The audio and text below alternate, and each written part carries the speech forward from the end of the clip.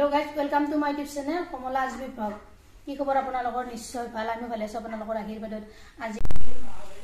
আজি মই বনাবলৈ লৈছো মাংসৰ অন্য এটা ৰেচিপি ইয়াৰ কাৰণে লৈ লৈছো 500 গ্ৰাম মুৰ্গীৰ মাংস ডাঙৰ পিয়াজ এটা কাটি লৈছো তাৰ পিছত কল লৈছো এনেকৈ স্লাইস কৰি কাটি লৈছো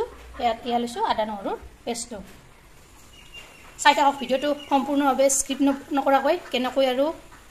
কি পদ্ধতিৰে বনালো ইতিমধ্যে কেৰাহীটোত মই তেল গৰম হ'বলৈ দি দিছো ইয়াত লং ইলাচি দালচিনি কিটা দি দিলো তেজপাত দুটা দি দিলো গোটা জিৰা চামুচ দি দিলো তাৰ পিছত দিলো পাঁচফোৰণ এইখিনি অলপ লৰাই দিলো তাৰ পিছত পিয়াজখিনি ইয়াত দি দিলো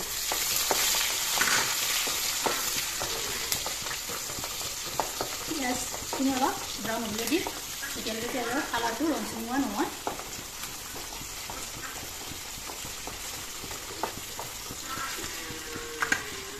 ইয়াত এতিয়া দি ল'ম আদা নহৰু পেষ্টখিনি ইয়াত এনেকৈ ভাজি ল'লোঁ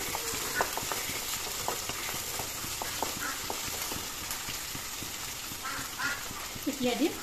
নিমখ 2 চামুচ জলকীয়া গুড়ি চামুচ ধনিয়াৰ গুড়ি চামুচ জিৰাৰ গুড়ি চামুচ হালধি গুড়া দিলোঁ 2 চামুচ এইখিনি অলপ লৰাই দিলোঁ তাৰপিছত মাংসখিনি বহুৱাই দিম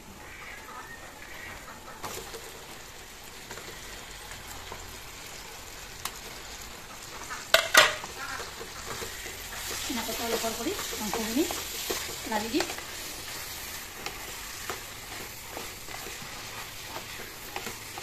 এনেকৈ লাৰি দিব তাৰপিছত ঢাকনি এখন মাৰি দিব ঢাকনিখন গুচাই দিলোঁ এফালৰ পৰা জাহান লৰাই দিলোঁ 1 মিনিটমান সময় এনেকৈ ভাজি ৰাখিম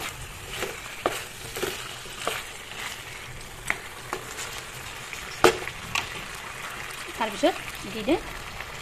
স্লাইস কৰি কাটি লোৱা কলখিনি ইয়াত দি দিম এইখিনি অলপ সময় তলপৰ কৰি ভাজিম 3-4 মিনিটমান সময় এনেকৈ ভাজি দিম মই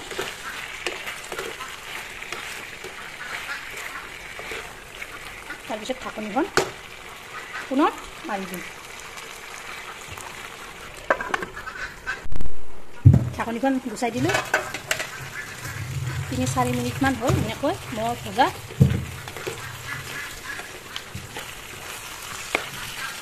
ইয়াত মই আলু এটা এড কৰি দিম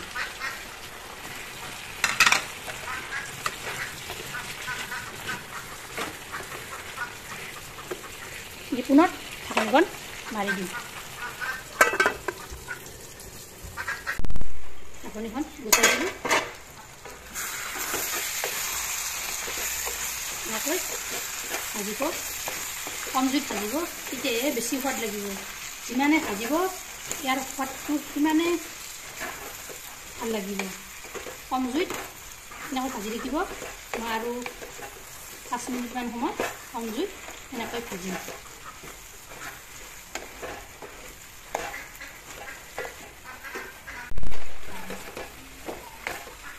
5 মিনিট হৈ গ'ল মোৰ ভজা হৈ গ'ল এতিয়া মই অলপ পানী এড কৰি দিম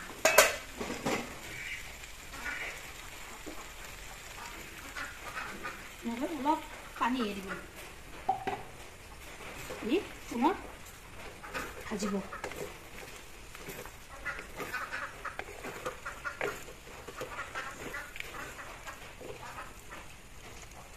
তাৰপিছত ঢাকনিখন মাৰি দিব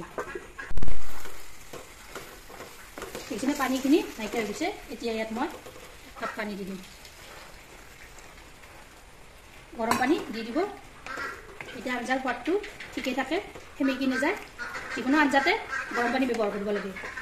সোনকালে হয় গেছৰ খৰচো কম হয় এফালৰ পৰা লৰাই দিলোঁ এতিয়া মই আঞ্জাখন 5 মিনিট মই উতলিবলৈ দিম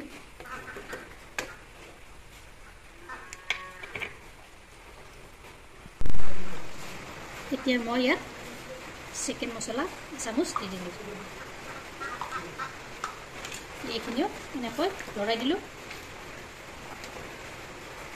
আঞ্জাখন হৈ গ'ল এতিয়া মই নমাই দিলোঁ